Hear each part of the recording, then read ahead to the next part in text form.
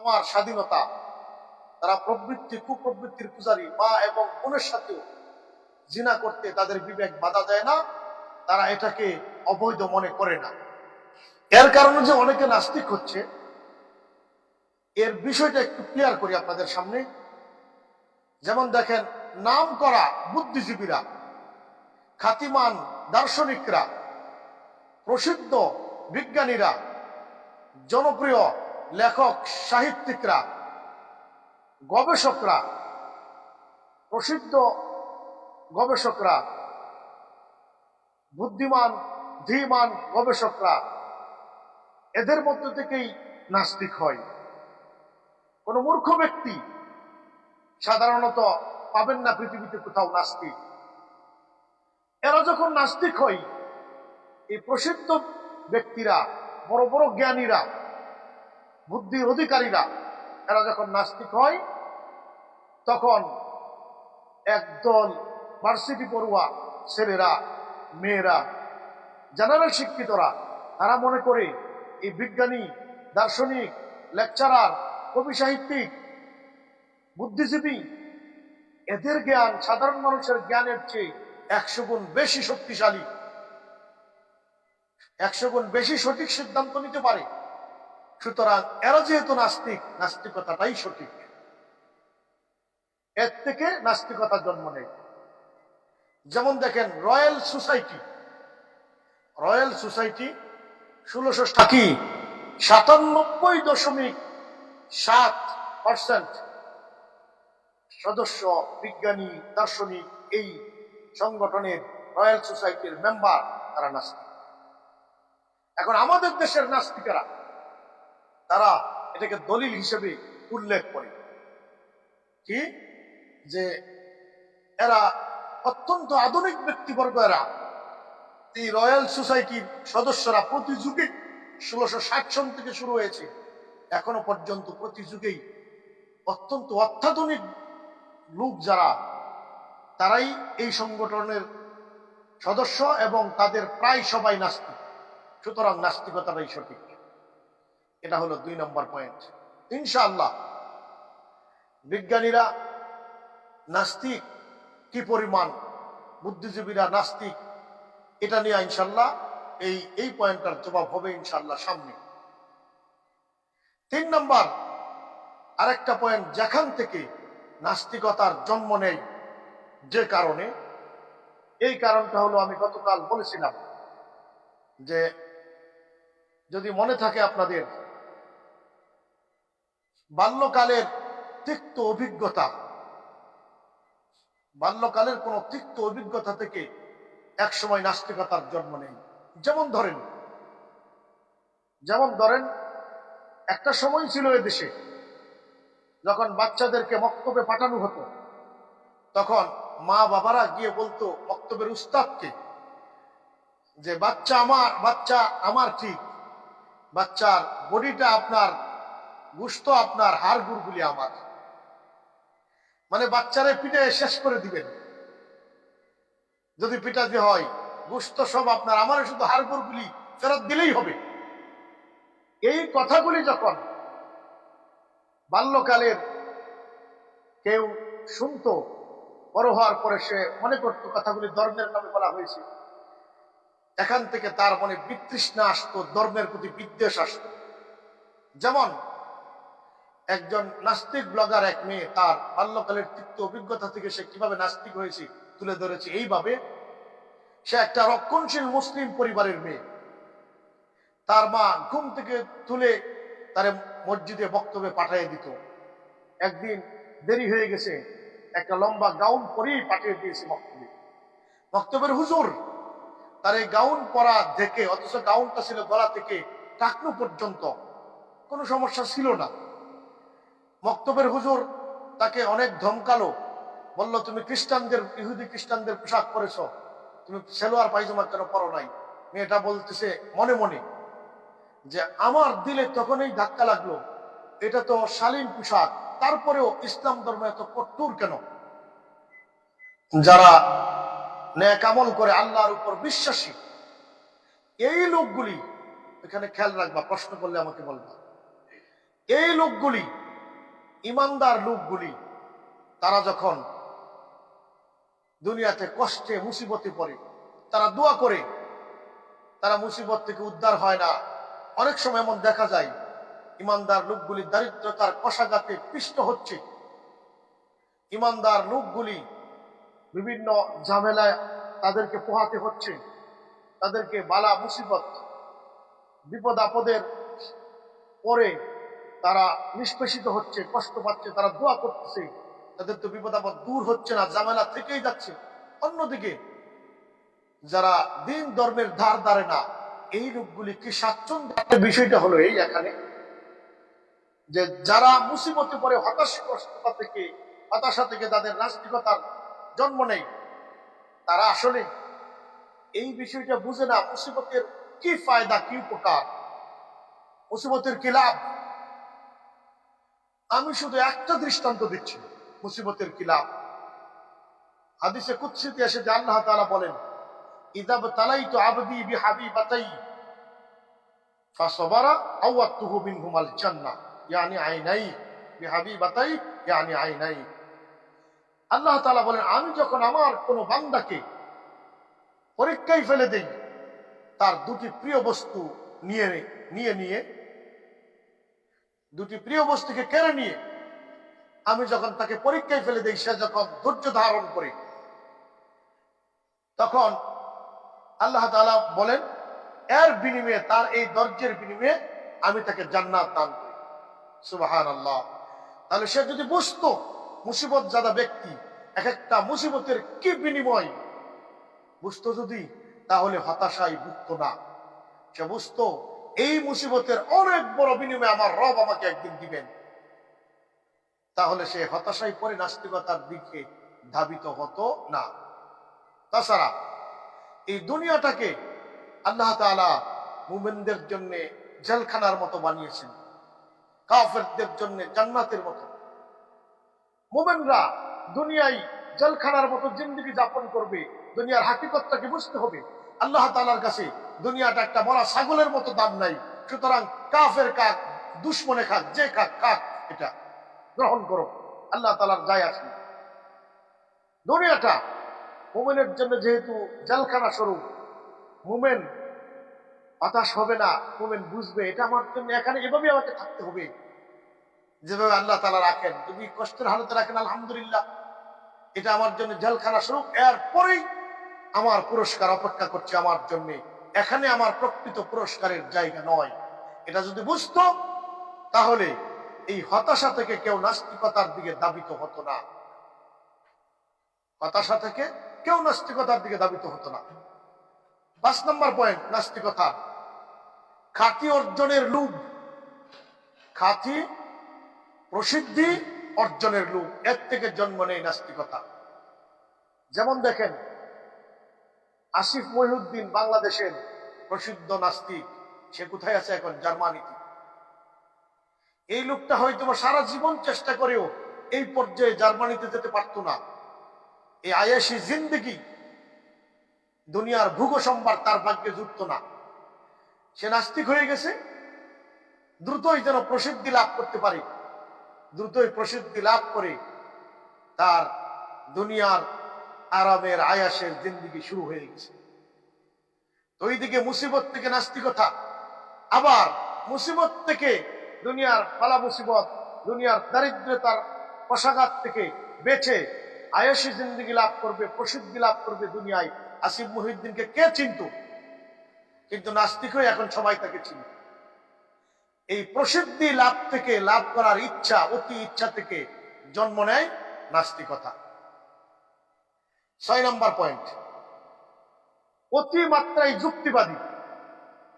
অতিমাত্রায় যুক্তিবাদী হওয়ার কারণে নাস্তিকতার জন্ম নেয়। অতিমাত্রায় যুক্তিবাদী হওয়ার কারণে সে প্রত্যেকটা বস্তুকে যুক্তির মানদণ্ডে পরিমাপ করে, চার্জ নাই, প্রত্যেকটা বস্তুকে চার্জ দিয়ে দাও কতক্ষণ, যুক্তির মানদণ্ডে সে পরিমাপ করে। এটা এখানে রেখে দাও না, যুক্তির মানদণ্ডে পরিমাপ করে এজন্যে সে পরকালকে, আল্লাহ তাআলাকে তার যুক্তির মানদণ্ডে যখন ধরে না, তখন সে অস্বীকার করে। এখানে দর্শন শাস্ত্রের একটা প্রসিদ্ধ সূত্র বলে রাখি, যুক্তির মানদণ্ডে আল্লাহকে, পরকালকে অস্বীকার করে যারা যারা যুক্তির মানদণ্ডে ধরে না বলে অস্বীকার করে, তাদের জন্য এ বিষয়টা স্বতঃসিদ্ধ একটা সূত্র বলা যায়, এটাকে ল বলা যায়। কিসের? দর্শন শাস্ত্রের। কি? যেটা কোনো ব্যক্তির বোধগম্যের বাহিরে, এর অর্থ এটা না যে এটা আর কোনো অস্তিত্ব নাই। কারো বোধগম্যের বাহিরে হলেই এর অর্থ এটা দাঁড়ায় না যে বস্তুটার অস্তিত্ব নাই। তো বাংলা একাডেমির নাস্তিকতার সংজ্ঞায় দেখবেন, আল্লাহ স্রষ্টা এবং পরকালের অস্তিত্বে যারা অবিশ্বাসী তারা। এখন তাদের যুক্তিতে ধরে না পরকালে, কিভাবে পরকাল হবে, মারা যাওয়ার পরে আবার জীবিত করবে, এটা কেমনে সম্ভব? মরে গেলাম, পচে গেলাম, মাটি হয়ে গেলাম, আবার জীবিত করবে, এটা হতে পারে না। স্রষ্টা তার যুক্তিতে ধরে না। এই জন্য যারা অস্বীকার করছে তারা যেন এই সূত্রটা মনে রাখে, তার বোধগম্যের বাহিরে হলে, অবোধগম্য হলে, বোধগম্য না হলেই বিষয়টার অনস্তিত্ব আবশ্যিক না, বিষয়টা নাই এমন বলা যাবে না। এবার আসি, যুক্তি দিয়ে যারা প্রতিটা বিষয়কে যারা বুঝতে চায়, যুক্তি দিয়ে প্রতিটা বিষয়কে যারা বুঝতে চায়, তাদের জন্য একটা কথা এখানে আমরা বলে রাখি, ইনশাআল্লাহ তাদের ফায়দা হবে। দেখুন, প্রত্যেকটা বিষয় একভাবে বোঝা যায় না। ব্রেন দিয়ে যুক্তি খাটাবেন, ব্রেন দিয়ে সব বোঝা যায় না। আমরা কিছু জিনিস তিন ভাবে আমরা বুঝতে পারি। একটা হলো পঞ্চ ইন্দ্রিয়, চোখ, কান, নাক ইত্যাদি দ্বারা। আরেকটা হলো ব্রেন দ্বারা, আরেকটা হলো ওহি মারফত। যেমন এখানে তার চোখ লাগবেই, মাস্ট এন্ড মাস্ট চোখ লাগবেই। তো বোঝা গেল কিছু বিষয় পঞ্চ ইন্দ্রিয়ের দ্বারা উপলব্ধি করা যায়, কিন্তু ব্রেন দ্বারা উপলব্ধি করা যায় না, ব্রেন দ্বারা বোঝা যায় না। তো প্রত্যেকটা বিষয় শুধু ব্রেনের যুক্তি দ্বারা আপনি বুঝতে চাইবেন, এটা তো সঠিক না, কেমনে হবে? আবার কিছু বিষয় ব্রেন দ্বারাই বুঝতে হয়, পঞ্চ ইন্দ্রিয়ের দ্বারা উপলব্ধি করা যায়। ব্রেন ভালো না, কিন্তু তার পঞ্চ ইন্দ্রিয় সব ঠিক আছে। এখন এই লোকটাকে যে পাগল, ব্রেন ভালো না, ম্যাট, এরকম যে কোনো লোক, তার সামনে যদি একটা 3 আর 3 যোগ করে দেখাও, সে পারবে না, কারণ তার যে ব্রেন ভালো না। তো কোনটা পঞ্চ ইন্দ্রিয় দ্বারা উপলব্ধি করতে হয়, বুঝতে হয়, যেটা ব্রেন দ্বারা বোঝা যায় না। আবার কোনটা ব্রেন দ্বারাই উপলব্ধি করতে হয়, বুঝতে হয়, পঞ্চ ইন্দ্রিয়ের দ্বারা উপলব্ধি করা যায় না। আবার কোনটা পঞ্চ ইন্দ্রিয়, ব্রেন, কোনটা দ্বারা বোঝা যায় না। যেমন কোনটা হালাল কোনটা হারাম, এটা বুঝতে হলে ওহীর প্রয়োজন। সুতরাং প্রতিটা বিষয় আপনি যুক্তি দ্বারা বুঝবেন, এটা তো অসম্ভব। প্রত্যেকটা বিষয় যুক্তি দ্বারা বুঝতে গেলে অসম্ভব হয়ে দাঁড়াবে। আপনার আল্লাহর অস্তিত্ব, পরকাল ইত্যাদি যুক্তি দ্বারা যদি বুঝতে যান আর বুঝে না আসে, তখন আপনি নাস্তিক হয়ে যাবেন, এই সুযোগ নাই। কেননা দর্শন শাস্ত্রের মূলনীতি কি বললাম মনে আছে?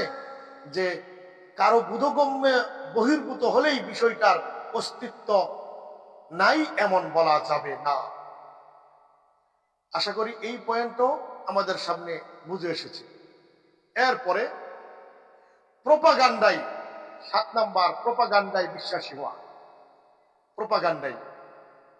এই প্রোপাগান্ডায় বিশ্বাসী হওয়ার অর্থ হলো ইসলাম বিদ্বেষীরা, 7 নাম্বার কারণ নাস্তিকতা, ইসলামের বিপক্ষে বহু রকমের, হাজারো রকমের প্রোপাগান্ডা ছড়িয়ে দেয়, আর ইত্যাদির জালে আবদ্ধ হয়ে অনেকেই নাস্তিকতা জালে আবদ্ধ হয়ে যায়। প্রোপাগান্ডা থেকে অনেকেই হয় নাস্তিকতার জালে আবদ্ধ হয়। 8 নাম্বার পয়েন্ট, কেন নাস্তিক হয়? খুব গুরুত্বপূর্ণ পয়েন্ট এবার আমরা আসছি 8 নম্বর পয়েন্ট। কি? ধর্মীয় কোরআন এবং হাদিসকে ভুলভাবে বুঝা, সঠিকভাবে না বুঝা। কোরআন এবং হাদিস বুঝতে গিয়ে ভুল করা। যারা কোরআন এবং হাদিসকে সঠিকভাবে বুঝাতে পারেন তাদের কাছ থেকে শিক্ষা গ্রহণ না করা, নিজের বুদ্ধি দিয়ে পড়া, অর্থাৎ কোরআন এবং হাদিসকে যে কোনো ভাবে হোক ভুলভাবে বুঝা, সঠিকভাবে না বুঝা। এর থেকে অনেক লোক নাস্তিক হয়ে যায়। এখানে একটু বিস্তার আলোচনা করা লাগবে। যেমন দেখেন, অনেক নাস্তিক শুধু একটা আয়াত থেকে নাস্তিক হয়ে গেছে। যারা নাস্তিকদের ইতিহাস জানেন, কি সেই আয়াত? ফাকতুলুল মুশরিকিনা হাইসু ওয়াজাদতুমুহুম, মুশরিকদেরকে হত্যা করো যেখানেই পাবে। এখান থেকে যারা নাস্তিক হয়েছে তাদের ব্রেইনে বিরাটভাবে খটকা লেগেছে। লাগারই কথা, কোরআনের মূলনীতির দিকে খেয়াল না রাখলে, এই আয়াতের ব্যাখ্যা সম্পর্কে ঠিক মতো ধারণা না থাকলে খটকা লেগে নাস্তিক হয়ে যেতে পারে। যেমন তারা বলে আল্লাহ তাআলা মুশরিকদেরকে যে কোনো জায়গায় হত্যা করাকে বৈধ করে দিয়েছেন। মুমিনরা, মুসলমানরা কাফের মুশরিকদেরকে যে কোনো জায়গায় হত্যা করতে পারবে, এটাকে বৈধ করে দিয়েছেন। এটা আবার কেমন ধর্ম? এটা আবার কেমন কোরআন? এ আবার কেমন আল্লাহ? সুতরাং এই আল্লাহকে আমি মানি না। কেননা যেখানে পাবে সেখানেই হত্যা করবে। আর আসলেও তো ঠিক, যেখানেই পাবে সেখানেই হত্যা করবে। আমরা চলতেছি, বাড়ির পাশে মুশরিক আছে, বাড়ির কাছে হিন্দু আছে, বাড়ির পাশে অমুসলিম আছে, তাদেরকে ডালাভাবে হত্যা করবো থাকলেই আল্লাহ তাআলা কেমন অর্ডার করলেন? এটা তো হতে পারে না। বাহ্যিকভাবে প্রশ্ন আসবে। এই প্রশ্ন থেকে নাস্তিকতার জন্ম। আসলে বিষয়টা কি? যেমন আল্লাহ তাআলা বলেছেন, ফাকতুলুল মুশরিকিনা হাইসু ওয়াজাদতুমুহুম, এই পাকিস্তানিদেরকে ভাতে মারবো, পাকিস্তানিদেরকে পানিতে মারবো। এই কথার অর্থ কি এটা যে এখনো আমরা পাকিস্তানিদেরকে ভাতে মারবো, পানিতে মারবো, সারা জীবনই মারবো? এর অর্থ কি এটা? না। যে সময়টাতে পাকিস্তানিরা আমাদের উপর আক্রমণ করেছিল যুদ্ধ চলাকালীন, ওই যুদ্ধ চলাকালীন তাদেরকে আমরা ভাতে মারবো, পানিতে মারবো, এর উদ্দেশ্য নেই। ঠিক এমনি ভাবে মুশরিকদেরকে যে কোনো জায়গায় যেখানে পাও হত্যা করো, এটা যুদ্ধ চলাকালীন। এর প্রকৃত ব্যাখ্যা, কোরআনের হাদিসের এই প্রকৃত বিষয়টা উপলব্ধি করতে না পারার কারণে এখান থেকে অনেক নাস্তিক হয়ে গেছে। এরকম অনেক আয়াত তারা সঠিকভাবে বুঝতে না পারার কারণে নাস্তিকরা নাস্তিক হয়ে গেছে। এক নাস্তিক নিজেই তার টাইমলাইনে, মুখপঞ্জিতে, ফেসবুকের সে লিখেছে সে কেন নাস্তিক হয়েছে। সে লিখেছে, দেখেন যে কোরআন শরীফে এক এক আয়াত এক এক রকম। এটা কেমন কোরআন? এ কেমন আল্লাহ? সুতরাং এই আল্লাহ আমি মানি না। কিরকম? সে উদাহরণ দিল একটা আয়াত, লা তাকরাবুস সালাহ ওয়া আনতুম সুকারা, তোমরা নামাজের নিকটবর্তী হয়ো না নেশাগ্রস্ত অবস্থায়। তো এর দ্বারা বোঝা গেল নামাজ ছাড়া অন্য সময়ে মদ খাওয়া জায়েজ, মদ পান করা জায়েজ আছে, শুধু নামাজের যাওয়ার আগ মুহূর্তে মদ খাওয়া নিষেধ, আল্লাহ তাআলা নিষেধ করেছেন। কিন্তু আরেক আয়াতে আল্লাহ তাআলা বলেন, ইন্নামাল খামরু ওয়াল মাইসির ওয়াল আনসাবু ওয়াল আজলাম রিজজুম মিন আমালিশ শাইতান, নিশ্চয়ই মদ, জুয়া, ফাজতানিবু, এগুলি ছেড়ে দাও। তো এই আয়াতে মদ, জুয়া ডালাওভাবে হারাম করা হয়েছে। আরেক আয়াতে দেখা যায় না, ডালাওভাবে হারাম না, বরং সবসময় পান করতে পারবে মদ, শুধু নামাজের আগ মুহূর্তে পারবে না। তাহলে এ কেমন আল্লাহ, এ কেমন কোরআন? এক এক সময় এক একটা বলে।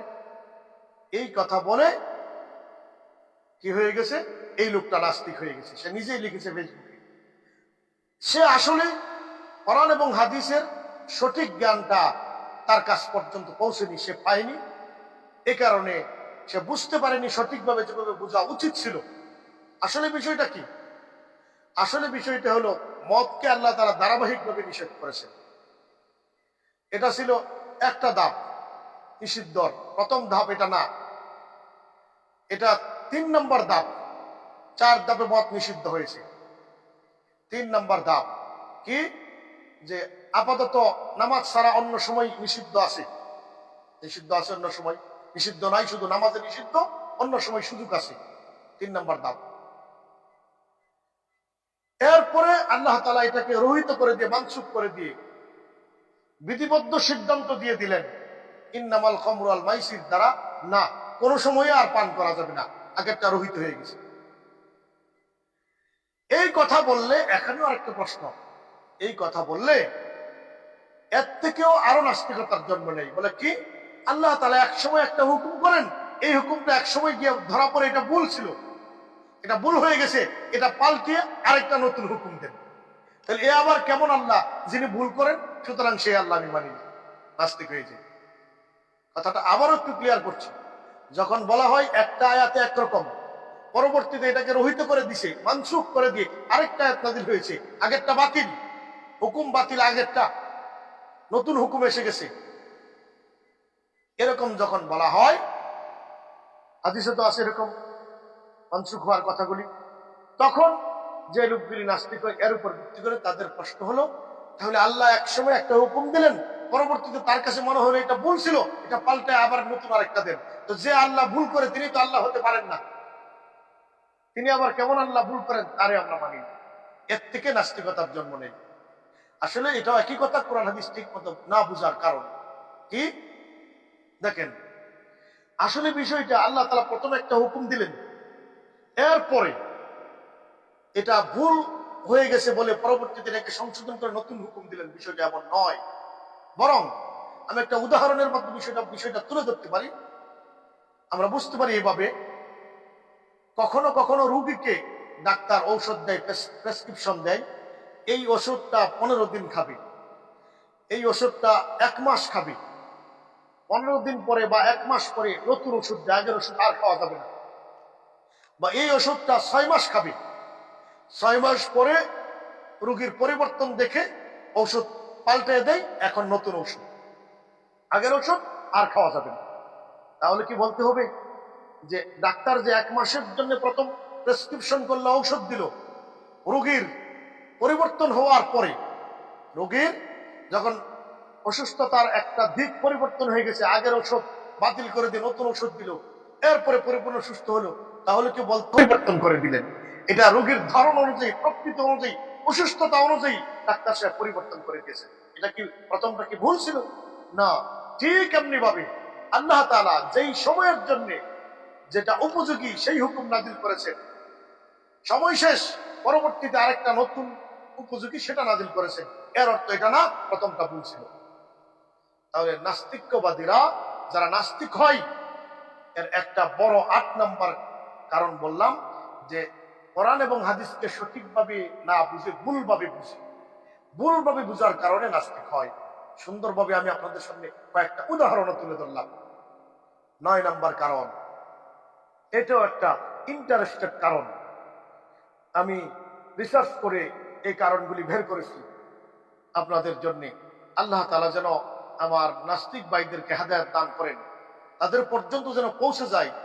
কমপক্ষে সবাই শেয়ার দিবেন ইনশাআল্লাহ, কমপক্ষে কোন নতুন ভাই যেন নাস্তিক না হয় শোনার পরে। 9 নম্বর কারণটা ইন্টারেস্টেড কি, যে ধর্মের সঠিক শিক্ষা বহির্ভূত জিন্দেগি যাপন ছোটকাল থেকে, অর্থাৎ যেই জিন্দেগিটা এমন জায়গায় চলেছে, অধর্মকে ধর্ম মনে করেছে, যেটা ধর্ম, এগুলি বিশেষ করে আমাদের দেশের বিভিন্ন বাবা টাইপের লোক আছে, ল্যাংটা বাবা, তারপরে লালু বাবা, গাঞ্জা বাবা, খাজা বাবা ইত্যাদি বাবারা, এরা ধর্মের নামে যা করে, এই সমস্ত লোকগুলি, এদের অবস্থা দেখে অনেক লোক যে এইগুলি যদি ধর্মের বিষয় হয়, তাহলে এই ধর্মের বুকে লাথি মারি, এই ধর্ম মানি না, নাস্তিক হয়েছি। খুব ইন্টারেস্টেড, মনোযোগ দিয়ে শুনবেন, আসছে খুব মজার একটা পয়েন্টে। পৃথিবী বিখ্যাত একজন নাস্তিকের কথা আপনাদেরকে এখন শোনাবো, সে কিভাবে নাস্তিক হয়েছে এই ল্যাংটা বাবাদের অবস্থা দেখে। কুত্তা বাবা, বিড়াল বাবা, কালু বাবা, লালু বাবা, মস্তান বাবা, ভেড়া বাবা, ছাগল বাবা, হাতি বাবা, ঘোড়া বাবা, চন্দন বাবা, আরো কত বাবা, এই বাবারা ধর্মের নামে যা করে, এগুলিকে ধর্মের বিষয় মনে করে শিক্ষিত লোকেরা বলে এটা যদি ধর্ম হয়, জানালে শিক্ষিত লোকেরা, তাহলে এই ধর্ম নাউজুবিল্লাহ, এই ধর্মকে লাথি মারি, এই ধর্ম মানি না। এই এক থেকে তাদের নাস্তিকতার জন্ম। খুব ইন্টারেস্টেড একজন লোকের গল্প শোনাচ্ছি আপনাদেরকে। পৃথিবী বিখ্যাত নাস্তিক তাসলিমা নাসরিন, কে না জানে। সে তার আমার মেয়ে বেলা বইয়ের মধ্যে সে কেন নাস্তিক হয়েছে, কোত্থেকে তার নাস্তিকতার জন্ম, সেই গল্পটা শুনে নেন। সেই গল্পটা মনোযোগ দিয়ে শুনেন। তসলিমা নাসরিন কিভাবে নাস্তিক হলো সে নিজেই লিখতেছে। তার মা আর তার বাবার মাঝে ঝগড়া, কথা কাটাকাটি লেগেই থাকত। এক সময় তার এক খালা, তার মায়ের বোন, এসে বলল তাসলিমা নাসরিনের মাকে, আমার শ্বশুর আমিরুল্লাহ পীর, পীরের নাম আমিরুল্লাহ, আমার শ্বশুরের কাছে তুমি আসো, তোমার সমস্যার সমাধান হবে। একটা পর্যায়ে তাসলিমা নাসরিন নিজেই বলছে, আমি তখন শিশু বাচ্চা, মাকে বুঝিয়ে নিয়ে গেল আমিরুল্লাহ পীরের কাছে। আর আমিও মায়ের সাথে গেলাম, অর্থাৎ তাসলিমা নাসরিন তার মায়ের সাথে গেছে। আমিরুল্লাহ পীরের ওখানে নিয়ম ছিল এইরকম, যুবতীরা, বিবাহিত যুবতীরা হোক অবিবাহিত যুবতীরাই হোক, তার খেদমত করে। সকালবেলা সে নাস্তা খাওয়ার পর সে হেলিয়ে পড়ে, তখন যুবতীরা কেউ তার বাহু, কেউ তার মাথা, কেউ তার হাত, কেউ তার পা, এভাবে ভাগ করে নিয়ে টিপার জন্য টিপতে থাকে। যে পা নেই পাও টিপে। ওই আমিরুল্লাহ পীরের তাসলিমা নাসরিনের শব্দ, এটা নোংরা জায়গা, সে লজ্জাস্থান বুঝাইছে, নোংরা জায়গা এটাও টিপে। তো তাসলিমা নাসরিন বলতেছে তার মা ভাগে নিত আমিরুল্লাহ পীরের পায়ের ভাগ, আর সে পা টিপত, নোংরা জায়গাও টিপত। সবসময় প্রতিদিন এরকম ভাবে তার মা ওই আমিরুল্লাহ পীরের কাছে যেত, আর আমিরুল্লাহ পীর এদেরকে দিয়ে বডি মেসেজ করাতো, নোংরা জায়গাটা তাসলিমা নাসরিনের বাসায় অর্থাৎ লজ্জাস্থান টিপাতো। তাসলিমা নাসরিন ছোট শিশু, সে বলতেছে আমি পিছন থেকে বসে এগুলি দেখতাম, অবস্থা আমার খুব খারাপ লাগতো। কে আমিরুল্লাহ পীরের এই মুখ থেকে বের করা পানের পিকটা নিজের মুখে নিয়ে চিবাবে, নাউজুবিল্লাহ। এমনকি তারা বলতো শুধু পানের পিক কি, তার শ্লেষা, থুতু ইত্যাদিও আমাদের জন্য খাওয়া পবিত্র। এখন আমিরুল্লাহ পীর যে এই অবৈধ কাজটা মেয়েদের সাথে করতো, অনেক পীর এর সে আরো অনেক বেশি কিছু করে, ভণ্ড পীর যারা, এটা তো আসলে ইসলাম ধর্মের শিক্ষা না। সে মনে করেছে এটা ইসলাম ধর্মের শিক্ষা। এই কথা মনে করার কারণে, ইসলাম ধর্মের শিক্ষা মনে করার কারণে সে ইসলাম ধর্ম বিদ্বেষী হয়ে গেছে। এখান থেকে তার ইসলাম ধর্ম বিদ্বেষী সে বলেছে, এখান থেকে আমার নাস্তিকতা শুরু। ধর্মকে ধর্ম মনে করার কারণে কিছু ভণ্ডরা ধর্মের নামে যা করে, এগুলি আসলে ধর্মীয় কাজ নয়, এটাকে ধর্মীয় কাজ মনে করার কারণে, ধর্মের প্রকৃত শিক্ষা কোনটা এটা না বুঝার কারণে, এই ভণ্ডামিকে ধর্মীয় কাজ মনে করার কারণে ইসলামের প্রতি একটা বিদ্বেষ, এর থেকেই জন্ম নেয় নাস্তিকতা। 9টা পয়েন্ট। 10 নম্বর সর্বশেষ পয়েন্টে আমরা চলে এসেছি। 10 নম্বর পয়েন্ট হলো কেন নাস্তিক হয়, যে নাস্তিকদের লেখা পড়ে পড়ে নাস্তিক হয়। অতিরিক্ত নাস্তিকদের লেখা অধ্যয়ন করার কারণে তারা নাস্তিক হয়, অতিরিক্ত নাস্তিকদের লেখা অধ্যয়নের কারণে। এটা হলো 10 নম্বর পয়েন্ট। দেখুন, অতিরিক্ত নাস্তিকদের লেখা অধ্যয়ন করে লোকেরা যে নাস্তিক হয়, এটা অনেক উদাহরণ আছে। পরে পরে তারা নাস্তিক হয়, অথচ তারা একচেটিয়া জ্ঞান লাভ করলো নাস্তিকদের থেকে। যদি একচেটিয়া ভাবে শুধু নাস্তিকদের থেকে জ্ঞানটা না নিয়ে এ বিষয়ে কোনো বিজ্ঞ প্রাজ্ঞ আলেমে দ্বীন অথবা আস্তিকের কাছে বোঝার চেষ্টা করত, তাহলে তারা নাস্তিক হতো না। এই হুমায়ুন আজাদ মার্কা যতগুলি নাস্তিক আছে, এদের লেখা, এদের ব্লগের লেখা পড়ে তারা নাস্তিক হতো না যদি তাদের লেখার উপর নির্ভর একমাত্র না করে ভালো বিজ্ঞ প্রাজ্ঞ আস্তিকের শরণাপন্ন হতো, তাহলে আস্তিক হতো না। যেমন দেখেন হুমায়ুন আজাদের আমার অবিশ্বাস এই বইয়ের মাঝে একটা পয়েন্ট আমি তুলে ধরছি। সে ইসলামের বিরুদ্ধে লিখতেছে কিভাবে, যে ইসলাম তো অপত্তলিক ধর্ম, পত্তলিকতায় মূর্তি পূজায় বিশ্বাসী না, কিন্তু এর পরেও মুসলিমরা একসময় পত্তলিক ছিল, তার কথা একসময় মূর্তি পূজারী ছিল। ওই মূর্তি পূজারীর ফল্গু ধারা ইসলাম গ্রহণ করার পরেও তাদের থেকে বিদায় নেয়নি, আসে কিছু অংশ আছে। যেমন হাজরে আসওয়াদে চুমু খাওয়া, হাজরে আসওয়াদে চুমু খাওয়া এটা মূর্তি পূজারই একটা নামান্তর। দেবদেবীর কল্পনা থেকে মূর্তি বানালো পাথর দিয়ে, এই পাথরটাকে যেমন পূজা করে হাজরে আসওয়াদকেও এইরকম তারা পূজাই করে।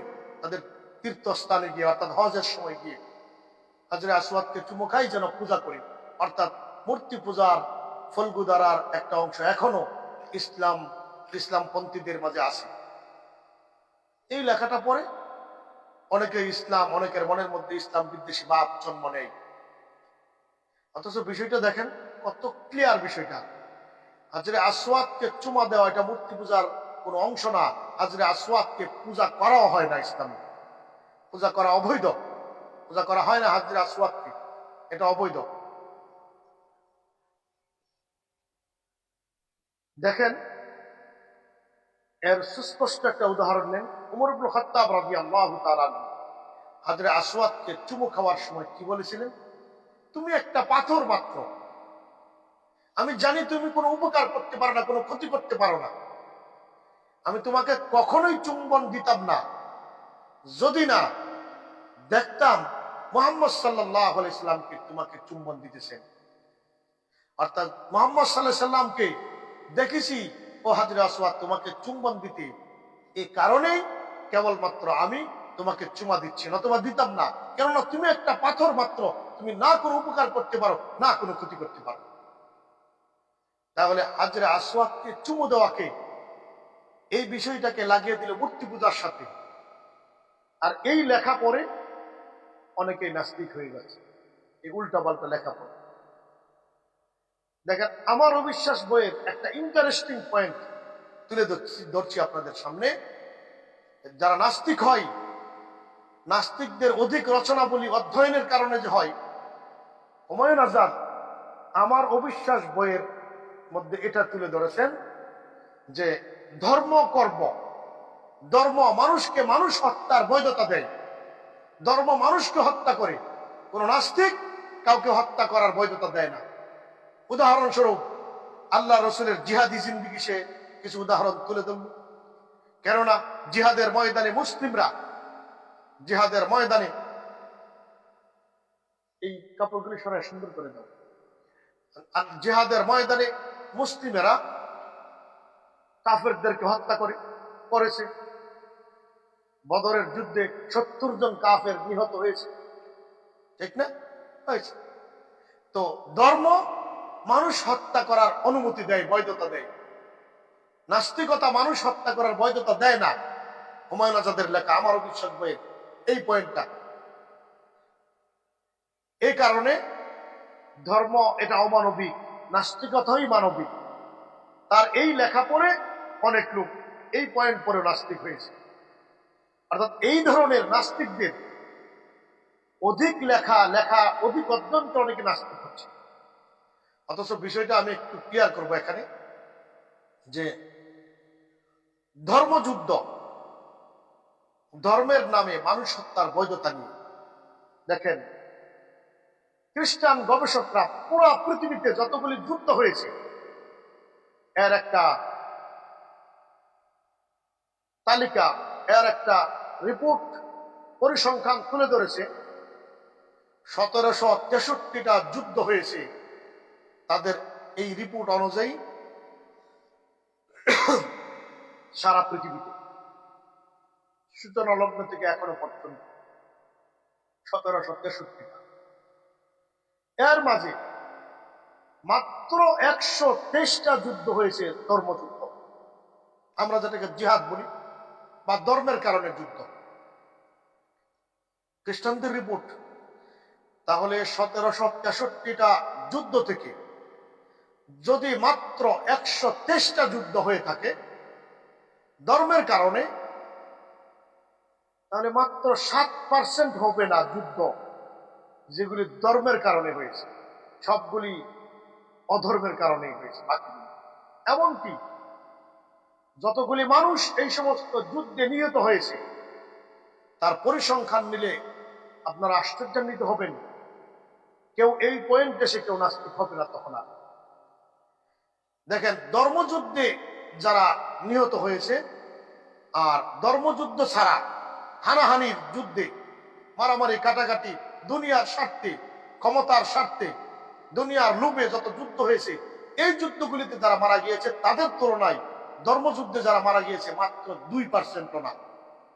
তো মাত্র 2% লোক মারা গিয়েছে ধর্মযুদ্ধে, আর সব 98% লোক মারা গিয়েছে ধর্মযুদ্ধের বাহিরে। তো ধর্ম মারামারি কাটাকাটি মানুষকে হত্যা করার বৈধতা দিল, আর নাস্তিকতা এই বৈধতা দেয় না। এর থেকে আপনি নাস্তিক হয়ে যাবেন, নাস্তিকতাকে মানবিক বলবেন। আরো উজ্জ্বল দৃষ্টান্ত নেন, অভিভূত হবেন ইনশাআল্লাহ। বিস্ময়কর তত্ত্ব নেন। যারা পৃথিবীতে নাস্তিকতার বীজ বপন করেছে তারা পৃথিবীতে কত মানুষ হত্যা করেছে শুনেন। চীনের মাওসেতুং সমাজবাদী আন্দোলন করতে গিয়ে, চীনে নাস্তিক্যবাদকে প্রতিষ্ঠিত করতে গিয়ে 4 কোটি মানুষকে হত্যা করে ফেলেছে। 4 কোটি মানুষকে। দেখবেন ইতিহাসে আপনারা পড়বেন 7 কোটি মানুষকে হত্যা করেছে। তবে বিষয়টা একটু ব্যাখ্যা সাপেক্ষে। 4 কোটি মানুষকে সে হত্যা করেছে। এরপরে যে দুর্ভিক্ষ লেগেছিল, দুর্ভিক্ষে চীনে আরো 3 কোটি মানুষ মারা গিয়েছে। যেন 7 কোটি মানুষ হত্যার কারণ মাওসেতুং, তার আন্দোলন, চীনের সমাজ বিপ্লবের আন্দোলন। তাহলে মাওসেতুং এক নাস্তিক। নাস্তিক্যবাদীদের সমাজতন্ত্রকে প্রতিষ্ঠিত করতে গিয়ে সে তার দল দিয়ে 4 কোটি মানুষকে হত্যা করেছে। দুর্ভিক্ষে সহ মোট 7 কোটি মানুষকে হত্যা করেছে। তো নাস্তিক্যবাদ মানুষ হত্যাকে অবৈধতা দেয়, সুতরাং নাস্তিক্যবাদ মানবিক। আর ধর্ম মানুষ হত্যাকে বৈধতা দেয়, এটা অমানবিক। এই জন্য নাস্তিক হয়ে যাচ্ছে। ভাইয়েরা, ভুল করছেন আপনারা। জানেন না নাস্তিকদের ইতিহাস?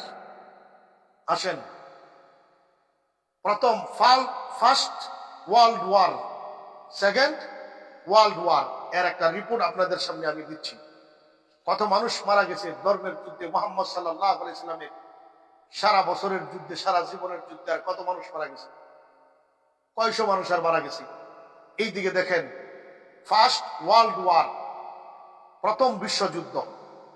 এই প্রথম বিশ্বযুদ্ধ এটা 1914 সন থেকে 1918 সনে হয়েছে।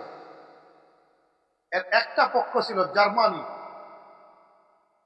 অস্ট্রেলিয়া, হাঙ্গেরি এবং তুরস্কের উসমানী সুলতানাত, অটোমান এম্পায়ার। এর বিপরীত পক্ষ ছিল, এলিট ফোর্স ছিল, great Britain, United state of America, Russia, Italy, Japan. এই 2 পক্ষের যুদ্ধ হলো। এই যুদ্ধ থামলো 14 থেকে শুরু হয়ে 18 থেকে থামলো এই যুদ্ধ। এই যুদ্ধে 9 million, more than 9 million soldiers had been killed। 9 মিলিয়নের উপরে শুধু সৈন্য মারা গিয়েছে। এটা কি মুহাম্মদ সাল্লাল্লাহু আলাইহি ওয়াসাল্লামের যুদ্ধে? এরা লক্ষ ভাগের 1 ভাগও তো না। 9 মিলিয়নের উপরে শুধু সৈন্য। 9 মিলিয়ন, 1 মিলিয়নে 10 লক্ষ, 9 মিলিয়নের 90 লক্ষের উপরে প্রথম বিশ্বযুদ্ধে শুধু কি মারা গেছে? সৈন্য মারা গেছে, soldier, army. and 21 million more than had been killed। এবং 21 মিলিয়নের উপরে মারা গিয়েছে, পন্ডেড সাধারণ পাবলিক মারা গিয়েছে 21 মিলিয়নের উপরে। 21 মিলিয়নে কি হয়? 2,10,00,000। তাহলে প্রথম বিশ্বযুদ্ধে 90 লক্ষ সোলজার, সৈনিক, 2,10,00,000 সাধারণ পাবলিক, 3 কোটি লোক মারা গিয়েছে প্রথম বিশ্বযুদ্ধে। এটা কি ইসলামের নামে যুদ্ধ ছিল? ধর্মের নামে যুদ্ধ ছিল? তাহলে ধর্মের নামে যুদ্ধের কারণে লোক সামান্যই মারা গিয়েছে। সুতরাং এখান থেকে নাস্তিক কথাবাদ গ্রহণ করার কোনো সুযোগ নাই। সেকেন্ড ওয়ার্ল্ড ওয়ার, দ্বিতীয় বিশ্বযুদ্ধ, এটা হলো কত সনে? আপনার 39 থেকে 45 পর্যন্ত। 39 থেকে 45 পর্যন্ত চলেছে। উভয় পক্ষে আপনার কি পরিমাণ সৈনিক, কি পরিমাণ পাবলিক মারা গিয়েছে, এটার একটু হিসাব, অনেক লম্বা হিসাব, বিস্তারিত একটা একটা করে বলতে পারবো। আমি লিখে রেখেছি কোন পক্ষে সৈনিক কতগুলি, কোন পক্ষে সাধারণ পাবলিক কতগুলি, লিখে রেখেছি। আমি মোট বলে ফেলি। মিলিটারি মারা গিয়েছে ওভার 24 মিলিয়ন। 2,40,00,000 উপরে শুধু সৈনিক মারা গেছে। 2,02,00,000 নয়, 2,40,00,000 উপরে সোলজার মারা গিয়েছে, মিলিটারি সৈনিক মারা গিয়েছে। আর সিভিলিয়ান ডেড ওভার 49 মিলিয়ন। সাধারণ পাবলিক মারা গিয়েছে 49 মিলিয়নের উপরে। তার মানে 4,90,00,000 উপরে, 4,90,00,000 উপরে। তাহলে 4,90,00,000 আর 2,40,00,000 কত দাঁড়ালো? 4 কোটি আর 2 কোটি, 6 কোটি। 40 লক্ষ আর হলো 90 লক্ষ, 1,30,00,000, 7,30,00,000 মানুষ মারা গিয়েছে শুধুমাত্র দ্বিতীয় বিশ্বযুদ্ধে। তাহলে প্রথম বিশ্বযুদ্ধে 3 কোটি লোক মারা গেল, দ্বিতীয় বিশ্বযুদ্ধে 7 কোটি লোক মারা গেল, মোট 10 কোটি লোক মারা গেল। এটা কি ইসলামের যুদ্ধে মারা গেছে? যে এর থেকে আপনি ইসলামের বিরোধিতা করবেন, এটা কি ধর্মের নামে যুদ্ধ ছিল? না। তাহলে হুমায়ুন আজাদ সহ নাস্তিকবাদী লেখকরা যে ইসলাম ধর্মযুদ্ধের মাধ্যমে যে মানুষ মারা যায়, ধর্ম মানুষ মারার অনুমতি দেয়, নাস্তিকতা অনুমতি দেয় না, এটা মারাত্মক রকমের বিভ্রান্তিমূলক তথ্য, মারাত্মক রকমের বিভ্রান্তিমূলক ইতিহাস রচনা করতে চেষ্টা করেছে, অপচেষ্টা চালিয়েছে। পারবে না, পারবে না। সে সফল কাম হতে, তার অনুসারী সফল কাম হতে পারবে না। কিন্তু দু একজন আমাদের ভাই, তারা প্রকৃত জ্ঞানটা না থাকার কারণে, নাস্তিকদের লেখা অধিক পরিমাণে অধ্যয়ন করার কারণে তাদের ধূম্র জালে পড়ে, তাদের বেড়া জালে পড়ে, গুমরাহিতে পড়ে আবদ্ধ হয়ে নাস্তিক হয়ে যাচ্ছে। তারা যদি বিজ্ঞ এই সম্পর্কে প্রতিটা বিষয়ে বিজ্ঞ ব্যক্তির শরণাপন্ন হতো, তারা কেউ নাস্তিক হতো না। আশা করি এই বিষয়টা আমাদের সামনে সুস্পষ্ট হয়ে গেছে। চিন্তা করছেন একটাবার, স্টেলিন, ইতালির মুসলিনি, রাশিয়ার স্টেলিন, চীনের মাও সেতুং, এরা যে কোটি কোটি লোক যারা মানল, এরা তো নাস্তিক ছিল। নাস্তিকবাদ প্রতিষ্ঠিত করতে গিয়ে রাশিয়ার বুকে কোটি মানুষের উপরে, 2 কোটির উপরে মানুষ করেছে রাশিয়াতেই, কি সমাজতন্ত্র প্রতিষ্ঠা করতে গিয়ে। তো কমিউনিস্টরাই তো মানুষ মেরেছে, নাস্তিকবাদীরাই তো দুনিয়ার সব মানুষ মেরে ফেলেছে। আবার তারা বলে কি নাস্তিকবাদ মানুষ ভাবে বলে। আমি কোন প্রশ্ন থাকলে তোমরা দেখো, এদিকে দেখো, আমারটাই খেয়াল রেখো। তোমরা 3 জন বসে রয়েছ, খেয়াল রেখো। অনেকে কমেন্ট করবে, কমেন্ট চলে যাবে, পরে পাইবা না। আবার আপনারা যারা কমেন্টের মধ্যে প্রশ্ন করতে চান, আপনারা প্রশ্ন করতে পারেন, প্রশ্নের উত্তর পাবেন। আপনারা যারা লাইনে আছেন প্রশ্ন করেন, যাদের প্রশ্ন করা দরকার। আচ্ছা, কয় মিনিট হয়েছে দেখো তো লাইটটা? অনেক হয়ে গেছে, হয়ে যাক। তাহলে একটা প্রশ্নের উত্তর দিয়ে দিই, গুরুত্বপূর্ণ প্রশ্ন। আছে কয়জন? আমার এটাই কয়জন আছে দেখা যায় না। কয়জন দেখা যায় না?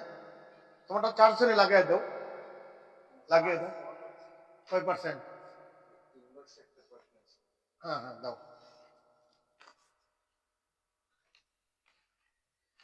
রোজা অবস্থায় কালো নিমের মাজন দিয়ে দাঁত মাজলে কি হবে? ইনবক্সে প্রশ্নটা আসছে। আচ্ছা, কালো নিমের মাজন, টুথপেস্ট ইত্যাদি দ্বারা রোজা অবস্থায় দাঁত মাজা মাকরু, বড় ধরনের মাকরু। আর যদি কণ্ঠনালীর ভিতরে চলে যায় তাহলে রোজা ভেঙে যাবে। ভিতরে না গেলেও মাকরু, আর ভিতরে চলে গেলে রোজা ভেঙেই যাবে। চিন্তা করছেন? ভিতরে যদি না ঢুকে টুথপেস্ট অথবা নিমের মাজন, তবুও মাকরু, কেননা ভয় তাকে ভিতরে চলে যাবে, আর ভিতরে চলে গেলে রোজা ভেঙে যাবে। সুতরাং রোজা অবস্থায় শুধু মাকরু না, বরং এটা নাজায়েজ বলাই উচিত। কেননা ভিতরে যাইয়েই কিছু না কিছু চলে যাবেই গলার ভিতরে। কন্ট্রোলের ভিতরে চলে গেলে সমস্যা হয়ে যাবে, রোজা ভেঙে যাবে। সুতরাং এটা থেকে আমাদেরকে দূরে থাকতে হবে। আচ্ছা, আমরা এখন একটা বিষয় আলোচনা করতে চাচ্ছি, একটা প্রশ্ন। গতকালকে আরেকটা প্রশ্নের উত্তর দিতে চাচ্ছিলাম, সেটা দেওয়া হয়নি। আজকে ইনশাল্লাহ দিয়ে দিই। বিউ না, এমনি আছে কয়জন?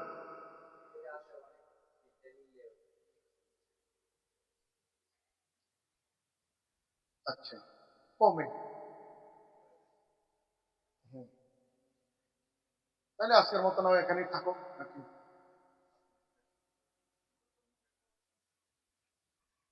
1 ঘন্টা হয়েছে কিনা এটা দেখো, এটাই আমারটাই দেখো।